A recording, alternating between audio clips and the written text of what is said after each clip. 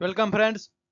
दोस्तों, जैसा कि आप सब देख रहे हैं, इजराइल और गाजा के बीच में टेंशन बढ़ती जा रही है। वैसे तो यहाँ पे पूर्ण रूप से कंट्रोल अगर मानने की बात करेंगे तो इजराइल के पास ही है।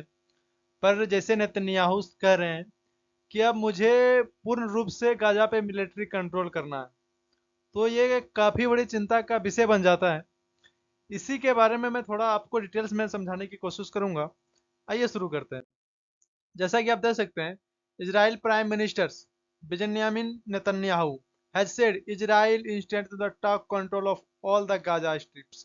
वो मतलब गाजा का ऑल पार्ट्स जो है वो मिलिट्री के थ्रू अब कंट्रोल करना चाहते हैं, क्योंकि जिस तरह से गाजा और फिलिस्तीन ये सब थे, एक पहले अगर बात करें तो इजराइल था ही नहीं, वो तो एक्चुअली गाजा ही था, फिलिस्तीन ही था। बस उसी पे कंट्रोल करके ओवर जैसे बोलते हैं ना, बात अगर आत्मरक्षा किया जाए तो फिर कुछ नहीं देखा जाता है। उसी तरह से यूएस वालों ने बोला था कि अगर आप फिलिस्तीन पे कंट्रोल कर लोगे तो मैं आपको वहीं पे रहने के लिए जगह दे दूंगा। तो वो एक्चुअली वहीं पे रह लिए। और आज के दिन में ऐसे हालात हो चुके हैं यूएस के सपोर्ट से कि फिलिस्तीन का सिर्फ एक पार्ट ही बच के रह गया है, गाजा, जो अब उसको भी पूर्ण रूप से लेने की बात कर रहे हैं। जैसे आप देख सकते हैं, the UN has warn that the complete military take over would risk. वो यूनाइटेड नेशन का कहना है कि अगर कंप्लीट ओवर आप ले रहे हैं, कंट्री कंप्लीट टेक ओवर कर रहे हैं, तो ये एक बहुत बड़ा रिस्क ही हो सकता है। जैसे फॉर द फिलिस्तीन civilians and the Israel hostage, the UK under borders the has the set would be huge mistakes. ये बहुत बड़ा मिस्टेक हो सकता है, क्योंकि आप अगर पूरा कंट्रोल ले सकते हैं तो आपको भी पता है कि ईरान इनडायरेक्टली वो भी सपोर्ट करते हैं। लेबन, जॉर्डन, ये सब जो कंट्री हैं उसके जो सटे हैं, हिजबुल्लाह, ये सब काफ़ी एक्टिव हो जाएंगे अगर पूर्ण रूप से सपोर्ट ले लेंगे। अगर आपका सारा मिलिट्री गाजा में ही बिजी रहेंगे तो बाकी के इसराइल के जो पार्ट्स हैं, जो नियर बाई स्टेट्स हैं, जो नियर बाई कंट्रीज हैं, वो कहीं ना कहीं भी अटैक कर सकते हैं दोबारा। तो आपको थोड़ा उधर भी एक्टिव रहना चाहिए। जैसे however US ambassadors Mike Huckabee said was he ना Israel decide whether to the annex Gaza. Annexation मतलब क्या होता है? पूरी तरह से गाजा को खत्म करना। पहले के जमाने में किंग सब क्या करते थे, जैसे कोई भी राजा अगर दूसरे के राजा के टेरिटरी पर चढ़ाई करते थे तो वो या तो उससे संधि करवा लेते थे, एग्रीमेंट करवा लेते थे, आइदर उसे पूरा एनेक्स कर देते थे। एनेक्स करने का मतलब ये होता था कि पूरा कंट्रोल जो जीता है उसी राजा के पास रहता था। वो राज उसको सब कुछ मार के खत्म कर देता था, चाहे वो किंग हो या क्वीन हो, कोई भी। और एक तरह से होता था एग्रीमेंट, मतलब सेटलमेंट कर लिया, कुछ उसको पार्ट रहने दिया और बाकी बात अंडर ओवर कर कंट्रोल कर लिया। तो उसी तरह से यहाँ बात करने की कोशिश की जा रही है कि मैं पूरा एनेक्स कर दूंगा। खैर देखते हैं आगे क्या होता है। जैसे Palestine armed groups Israel prime ministers actions would represents clear treble force. जैसा इजराइल का प्राइम मिनिस्टर आपको भी पता है कि बेंजामिन नेतन्याहू है। उसका कहना है कि जो पैलेस्टीन जो आर्म ग्रुप है वो हमारे कुछ होस्टेज को बंदी बना के रखे हैं, तो उनको मुझे छुड़वाना है। आप एक चीज़ दे सकते हैं, जो यहूदी होते हैं उसके जनसंख्या ज़्यादा नहीं है, but they are too much brilliance. तो इस प्रकार की जो भी कंटिजेंसी है उसी को आगे बढ़ाने के लिए और एक वर्ल्ड में फेयर बनाने के लिए कि हमारे एक फिलिस्तीन को, अगर हमारे एक यहूदी को मारोगे तो हम तुम्हारे 1000 फिलिस्तीन को मारेंगे, उसी के मोटो को फॉलो करते हुए आज बेंजामिन नेतन्याहू जो हैं वो फुल कंट्रोल करना चाह रहे हैं गाजा पे। वैसे तो कर ही चुके हैं, बट अब एनेक्स करने की बात कर रहे हैं। जैसे भी indeed no Netanyahu replied in order ensure over security remove Hamas theirs. वो पूरा सिक्योरिटी देने की बात भी नहीं कर रहे, वहां से रिमूव करने की बात कर रहे हैं जो भी मतलब लोग रह रहे हैं। इसी तरह की और भी घटनाएं आगे चल के मैं बताने की कोशिश कर रहा हूँ।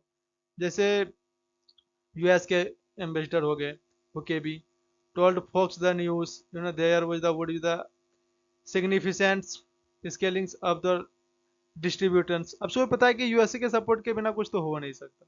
तो वहाँ के जो एम्बेसडर है, एम्बेसडर मतलब आप भी समझते हैं कि किसी कंट्री के सपोर्ट के लिए रखा जाता है। अगर हमारा एम्बेसडर यूएसए में है तो यूएस का भी एम्बेसडर इंडिया में होगा। एम्बेसडर मतलब as a like country represent करते हैं। अगर आप एम्बेसडर पे कुछ कर देते हैं, मान के चलिए अगर आप एम्बेसडर पे मिसाइल मार देते हैं, तो वो मान के चलिए कंट्री पे आप मिसाइल मार दी तो वो फिर मतलब कंटेंट ऑफ वार एक्ट हो जाएगा, यानी एज ए वार एक्ट भी अब होने लगेगा, मतलब आप वार कर रहे हैं। तो अगर कुछ भी है किसी की कंट्री में एम्बेसीज है तो वहाँ का सबसे सेफेस्ट प्लेस एम्बेसी माना जाता है। जैसे कि आप सब देखे होंगे, अगर यूक्रेन में वार चल रहा है तो इंडिया के जो एम्बेसी है वहाँ पे सारे लोगों को बुलाया जाता है, फिर वहाँ से सबको पलायन कराया जाता है। तो एम्बेसी एम्बेसी का इतना बड़ा इंपॉर्टेंट रोल होता है। जैसा कि आप सब देख सकते हैं, ये गाजा हुए, ठीक है, और ये इजराइल हुए। तो इजराइल का जैसे कि आप सबको पता है कैपिटल जेरूसलम हुआ, ये एक धार्मिक स्थान से बहुत बड़ा इंपॉर्टेंट हो जाता है। फिर भी अब इसी गाजा पे जो है, इस गाजा पे जो ओवर कंट्रोल करने की बात कर रहे हैं कि यहाँ पे पूरा मिलिट्री ले लेंगे, वैसे तो इधर पूरा कर ही चुके हैं, बस थोड़ा सा पार्ट बचा है।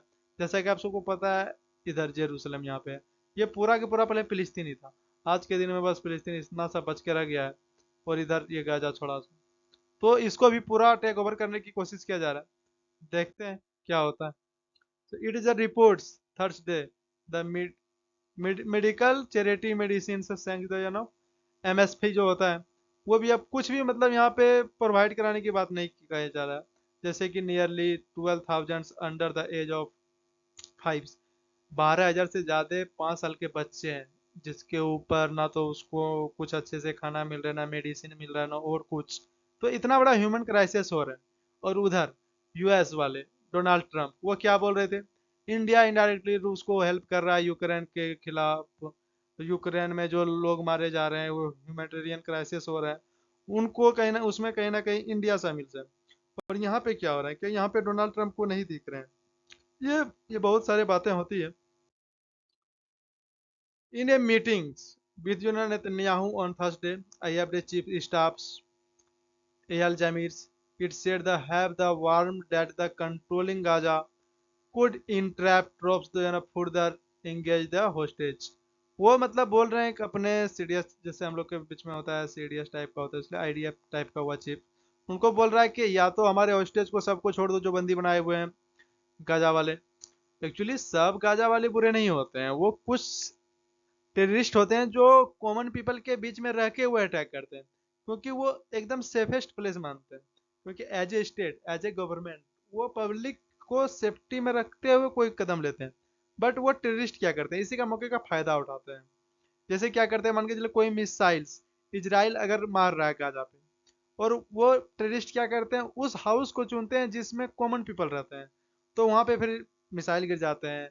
या फिर वो टेररिस्ट वो प्लेस चुनते हैं जहाँ पे हॉस्पिटल होते हैं, जहाँ पे स्कूल होते हैं, वो प्लेस चुनते हैं। तो उसके रिटालिएशन में तो वहीं पे मिसाइल जाएगा, मिसाइल जाता है तो वहाँ पे बच्चे मर जाते हैं। तो उसको फिर वो गाजा वाले दिखाते हैं, टेररिस्ट लोग जो होते हैं, कि देखिए इजराइल क्या कर रहा है, ये वो, तो बहुत सारा सब ये सब चलते रहता है। देखिए क्या होता है। जैसे कि आप सबको भी जानते हैं, ये प्रोटेस्ट कर रहे हैं कि हमारी फैमिली को बचाया जाए, ये किया जाए, वो किया जाए। देखते हैं क्या होता है। Israeli media says that despite of the misgivings, the securities cabinet the expanded the approval Netanyahu plans। वो मतलब प्लान्स बना रहे हैं नेतन्याहू, कि देखते हैं अब क्या होता है नहीं होता है। The USA been the mediating the intersect craft. आपको भी पता है कि यूएस वाले कहीं भी पहुंच जाते हैं मेडिटेशंस करने के लिए। आपको भी पता है the Hamas attacks Israel on 7 October 2023 को ये अटैक किया था, killing about 12,000 peoples and the taking 251 से बैक टू गाजा। इतने सारे होस्टेजेस को ये बनाया गया, इतने सारे पीपल्स को मारा गया था। खैर छोड़िए, देखते हैं क्या होता है। आई होप मैं इस वीडियो में आपको डिटेल से समझा पाया। थैंक्स।